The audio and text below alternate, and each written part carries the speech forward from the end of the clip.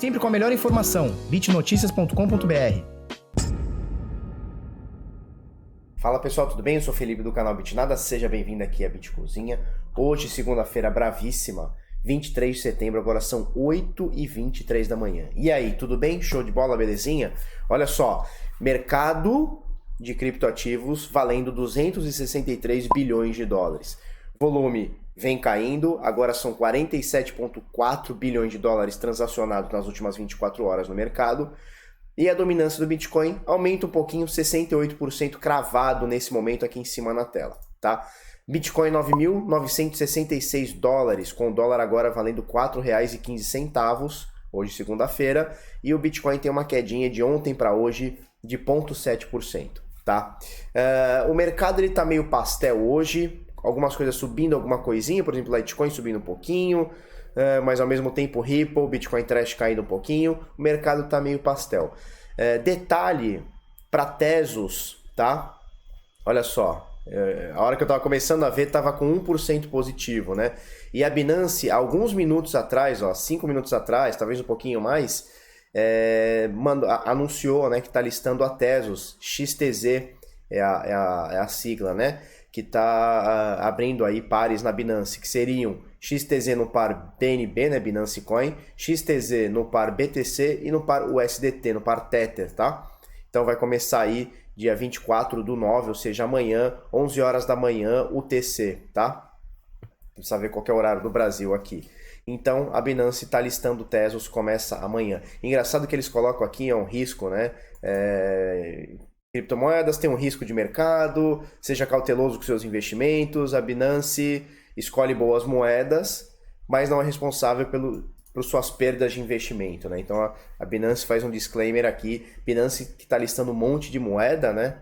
E o pessoal aí anda reclamando que as moedas pumpam, né? O pessoal compra achando que vai explodir porque chegou na Binance e aí volta a cair. Tem dezenas de exemplos, né, como BTT, por exemplo, entre outras aqui, tá? Então, Tezos, não compre se você acha que vai subir por conta da Binance, tá? É uma subida momentânea, se é que vai acontecer, tá? Uma subida momentânea, mas aqui é uma moeda do top 18, né, top 20 aqui, com agora 2,76% de alta, 10% aí nos últimos 7 dias, aí na última semana, e tá entrando na Binance agora. Mas o mercado é meio pastel, algumas coisas caindo, 3,2% a Dash, 5,9% a Tron e algumas coisinhas subindo um pouquinho, como a Litecoin 1,40%. O mercado tá meio pastelzão, tá? Tá meio indeciso com o Bitcoin na casa aqui dos 9.966, que seja na casa dos 10 mil dólares, esperando ali os 10 mil dólares, que já tá há vários dias. Nós vamos falar bastante sobre isso.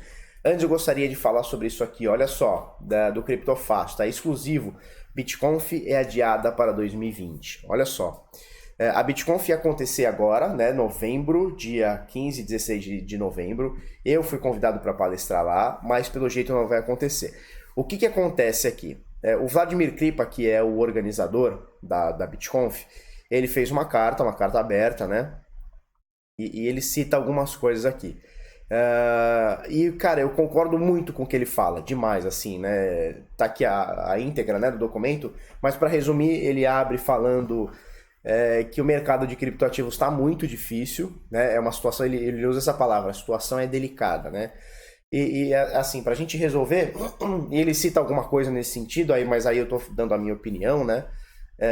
As empresas que mais investiam, ou mais investiram, né?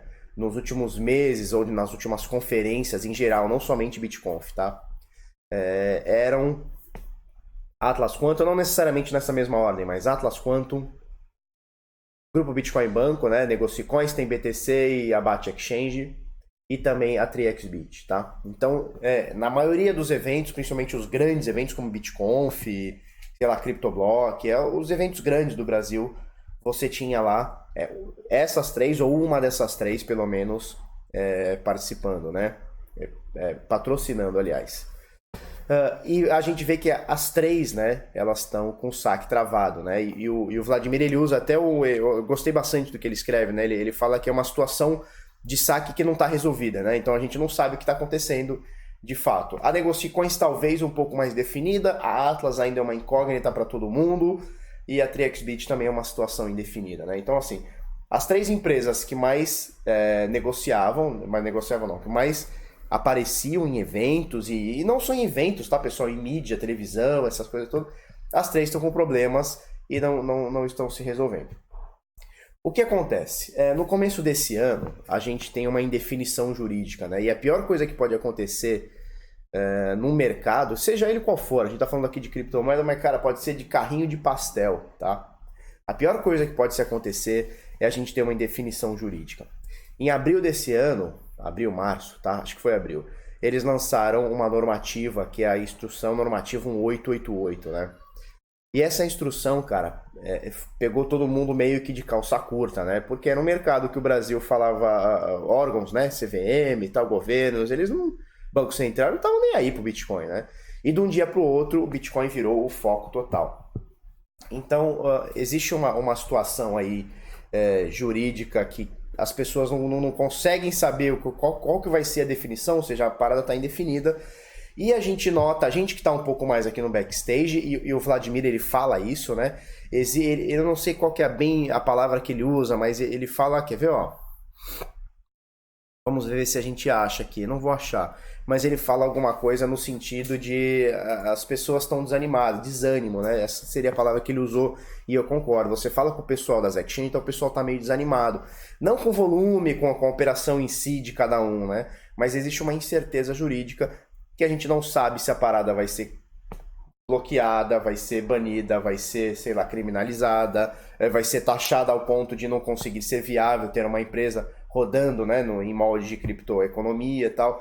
Então existe uma situação que está indefinida, por isso, um dos motivos esse, que as empresas não querem mais participar. Por exemplo, você vê a mercado Bitcoin, a Foxbit, que andam caindo bastante em volume, a Foxbit principalmente, né? E eram empresas líderes de mercado. Às vezes os caras preferem dar um passo para trás, esperar uma definição para depois voltar a expandir, né? É o que vem acontecendo. E a gente vê isso, a gente nota isso, esse aqui é o CoinTrader Monitor, eu vou deixar o link aqui embaixo, tá? Ele monitora, como o nome do site diz, né? Ele monitora as exchanges brasileiras, né? E eu dei uma somadinha por alto aqui, bem por alto, tá? Se a gente pegar a primeira exchange do Brasil em volume hoje, tá? Isso aqui são as últimas 24 horas, que é a Mercado Bitcoin, 48 Bitcoins negociados hoje, né? Nas últimas 24 horas. E a última, Newcash, que negociou nada, a gente tem aqui pelo menos 4 exchanges, BitRecife, Coinbase e Newcash, que são aparentemente conhecidas assim, né? Negociando nada, R$0. Ninguém negociou nessas exchanges, tá? Então, nas últimas 24 horas, por alto, eu fiz uma continha por alto, não chega a 210 bitcoins negociados nas últimas 24 horas. Isso é absurdamente baixo, né? Se a gente pegar 2017, por exemplo, não precisa nem 2017, cara, final de 2018, que o mercado já tava meio baqueadão, né? Meio vai, não vai. Cara, 200 bitcoins era, sei lá, a quarta exchange era 200 bitcoins, sei lá, a quinta exchange era 200 bitcoins, né? E agora a gente vê o mercado todo brasileiro negociando no máximo 200 bitcoins em 24 horas. Por quê? Porque a instrução normativa, ela veio e pegou, foi um soco na cara e veio em cheio, né? Fora isso, existe uma outra incerteza jurídica, né? Por exemplo, agora está querendo rolar a CPI da pirâmide de criptomoedas. Não sei se é exatamente esse nome, tá? Mas aquele deputado Auro, que está parecendo que está querendo se crescer no nome do Bitcoin, o deputado do Rio de Janeiro, está querendo fazer uma CPI de criptomoedas no âmbito de pirâmide, né? As pessoas andam apoiando, tá? Eu, no começo, até pendi para apoiar, mas depois a gente começa a parar para pensar e a gente não sabe, né? Uma CPI, a gente já viu tanta coisa absurda no Brasil, a gente não sabe o que pode rolar. Uma CPI, ela é um abacaxi. A gente sabe como ela começa, mas não faz ideia como ela termina, né? Quem sabe aí não tá um link para uma proibição, nem que seja que não seja uma proibição, mas uma forma de tornar inviável, né? Porque de fato, para você quebrar um mercado, não estou falando esse, você não precisa só proibir, né? Não é só proibir, hoje as criptomoedas estão proibidas. Eu acho difícil alguém fazer isso, né? Acho muito difícil, porque você fecha muitas portas, principalmente lá para as grandes empresas, ou até para o Banco Central, sei lá, os grandes bancos do Brasil a quererem se adequar a alguma coisa do sentido. Mas você pode tornar a coisa tão inviável, né? Você pode sobretaxar tanto um serviço desse que torna inviável uma empresa continuar. E aí você não necessariamente fez uma proibição, né? Mas você tornou um negócio tão inusável que ninguém vai usar, né? Aí o que acontece? Entra a parte da ilegalidade, né? Que é o que acontece hoje, mais ou menos, com, sei lá, a política de salário mínimo, né? Que existe no Brasil, né? Então, ou de pisos salariais, acho que melhor termo seria pisos salariais. Então você tem o cara que é obrigado, por exemplo, eu tinha muito isso na minha loja, né? Por exemplo, o piso salarial de vendedor, eu não vou lembrar agora, mas sei lá, era R$ 1.500, vamos falar um valor redondo, R$ 1.500. E então eu não podia contratar ninguém por menos do que esse valor. Também não poderia contratar por mais, porque se alguém ganha mais do que outra na mesma empresa, trabalhando na mesma função, na mesma carga horária, olha o pau que eu tomaria, né? Uma ganha 1.500, outra ganha 2.000, não pode. Então todo mundo é nivelado por baixo em R$ 1.500. Aí o que acontece? Você exclui muita gente, porque, por exemplo, você tinha lá, sei lá, chegava 2 currículos para mim, tá? Então eu tinha que preencher uma vaga. Uma pessoa tem 30 anos de experiência, tudo no exemplo, tá? Uma pessoa tem 30 anos de experiência para ganhar R$ 1.500. A outra tá entrando no mercado agora para ganhar os mesmos R$ 1.500. Quem que eu vou escolher? Óbvio, eu não sou bobo, eu escolho a que tem 30 anos de experiência. Então é mais ou menos aí a política, né? Agora, é um momento delicado, como o Vladimir Kripa usa aqui no texto dele, é um momento delicado e a gente precisa ver o que vai acontecer. Na minha opinião, a gente sofre agora uma incerteza jurídica muito grande. Criptomoeda no Brasil no sentido regulatório, né? No sentido, sei lá, de proibição, no sentido de taxa, desse tipo de coisa, na minha opinião, é um abacaxi, tá? Hoje é um abacaxi e as empresas estão segurando a onda. Você vê aqui as grandes empresas, pouquíssimas aqui se expondo, né? Em eventos ou na televisão. Tudo bem que televisão, poucas, né? Esse ano teve Bitcoin Trade, Bitcoin to You, talvez mais alguma, que colocou em jogo de futebol, botou lá Bitcoin Trade e tal. Mas é uma incerteza jurídica tão grande que e vendo o que está acontecendo com o CVM, com o Atlas e tal, as empresas dão um passo para trás, né? Imagina, se você fosse dono de uma empresa, uma exchange grande no Brasil e tal, por que você iria fazer uma propaganda na TV, ou sei lá, na Globo, ou no UOL, onde quer que seja no âmbito da internet, com risco da CVM vir e te taxar e te boicotar e te fazer alguma coisa, né? Então hoje eu sinto que as exchanges brasileiras e serviços brasileiros, né, principalmente as sérias, estou falando de coisa séria, tá, pessoal? Vamos esquecer esses embrólios todos aí, né, de Negocicoins, Atlas, tá, que estão aí com o saque travado. Estou falando coisa séria, coisa que tá funcionando tudo direitinho. Os caras não querem mexer no vespeiro, tá? Então, assim, o que acontece? O cara prefere perder dinheiro agora ou deixar de ganhar, não sei qual seria o termo certo, né? Depende de cada operação, né? Mas o cara prefere deixar de ganhar agora, perder dinheiro e se resolver lá na frente, daqui 1, 2, 3 anos, e voltar a fazer seus investimentos, do que tentar ganhar mercado agora e tomar um baque aí de uma regulação e tal, né? O insight que a gente tem é que quem vai tomar conta de criptomoeda no Brasil é CVM. Esse é o insight que a gente tem, tá? Não tá nada fechado, mas vai ser por aí, tá? Quem vai tomar conta da cripto no Brasil é a CVM. Esse é o insight que a gente tem. Nos bastidores a gente está tentando mudar algumas coisas, né? É engraçado que eu sempre falei mal aqui das duas associações, né? A AB Cripto e a ABCB Cripto, né? ABCB e AB Cripto. Sempre falei que eles não me representam e nem nada. E esses dias me procurou um cara importantíssimo de uma dessas associações que mais pareciam sindicatos, né? Pareciam sindicatos, e agora uma delas me procurou, me mostrou um projeto, me pediu ajuda em algumas coisas, queria me ouvir, a pessoa queria me ouvir, uma pessoa bem importante da comunidade, tá?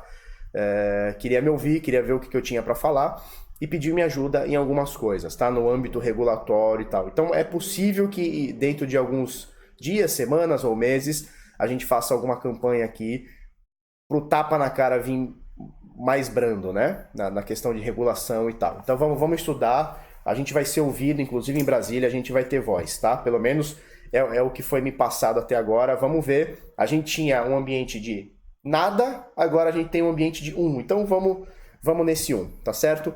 Bom, sem mais delongas, esse aqui é o CoinTrader Monitor, vou deixar aqui, vamos pro gráfico do Bitcoin.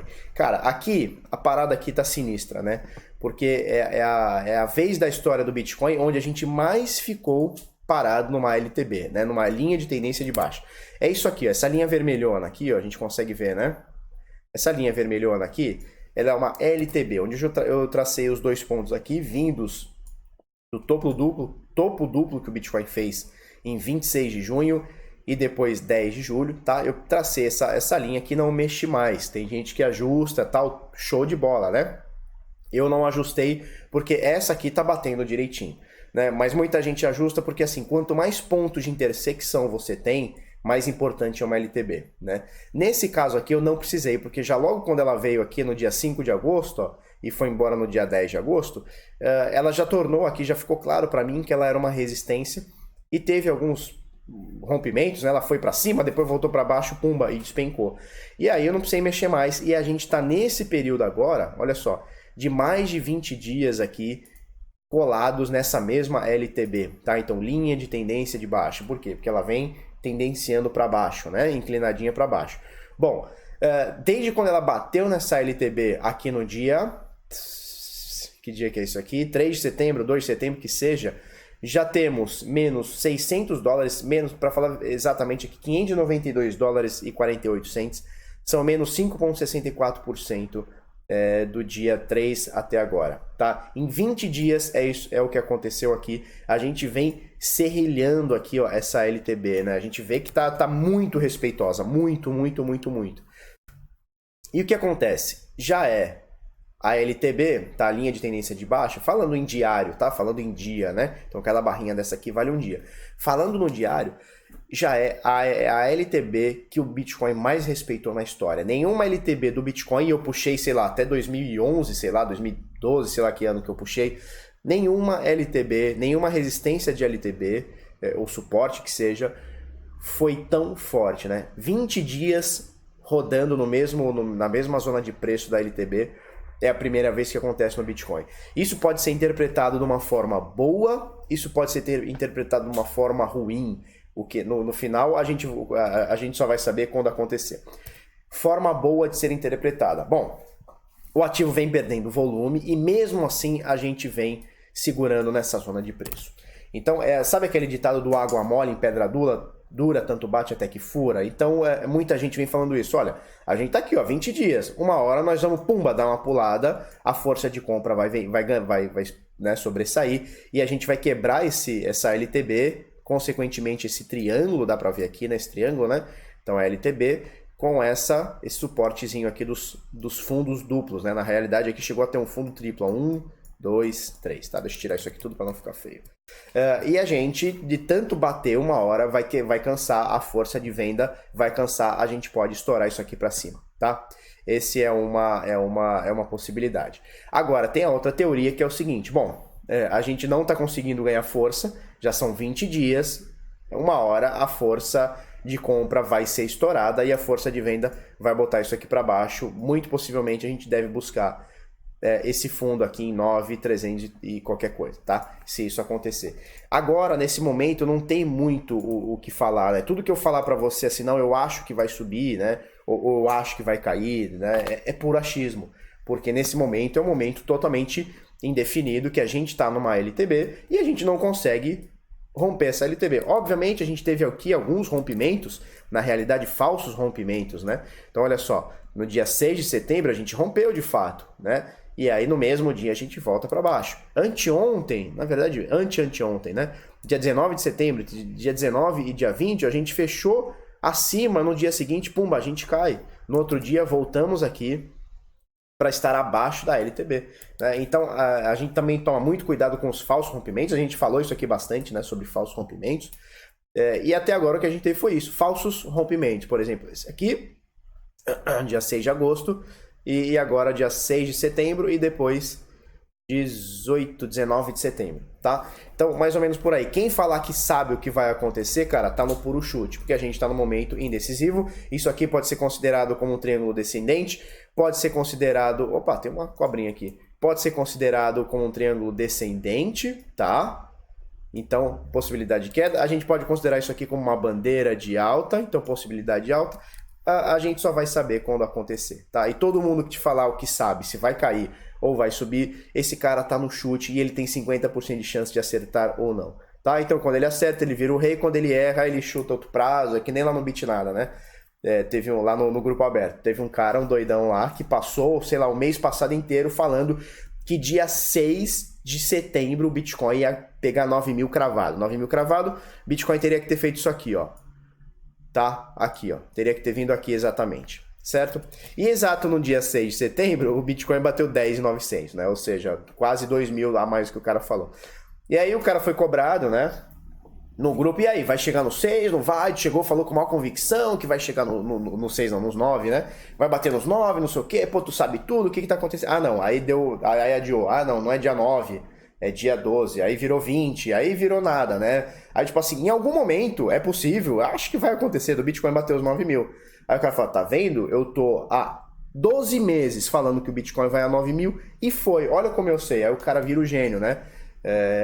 Mas o cara fica batendo nessa tecla. Então, assim, saber o que vai acontecer, ninguém sabe. Os caras bons que sabem ou que acertam mais do que a média, eles não estão falando para você em grupo de Telegram, em grupo de WhatsApp, tá? Você não vai ver, por exemplo, Warren Buffett, ele não sai falando num grupo, ele não entra no Telegram e fala, ô pessoal, estou comprando tal coisa. Ele não fala, né? Porque ele sabe o que ele está fazendo, ele usa essa informação, ele guarda essa informação para ele ou vende de forma caríssima, né? Não é gratuito no Telegram, de um cara que às vezes não tem nem foto, né? O nome lá, um nome fake com uma foto fake. Beleza? Pessoal, já são 21 minutos, eu falei bastante, né, sobre a parada da BitConf e sobre o volume e tal, e esse imbróglio todo jurídico que a gente tem no Brasil. Eu ia comentar duas notícias, eu deixo para comentar no próximo momento. Beleza?